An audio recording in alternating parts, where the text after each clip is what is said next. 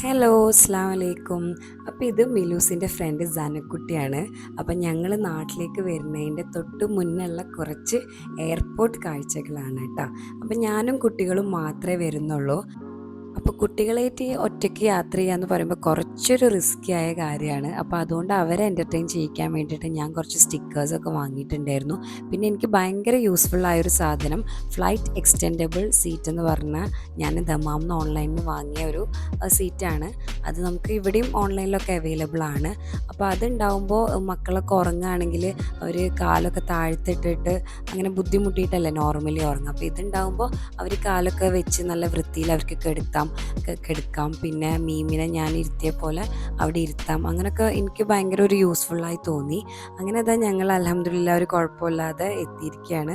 അപ്പോൾ ഇനി നമുക്കിനി നാട്ടിലത്തെ കുറച്ച് വിശേഷങ്ങളൊക്കെ കാണാം ഇൻഷാ അല്ലാഹ് അടുത്ത വീഡിയോയിലായി.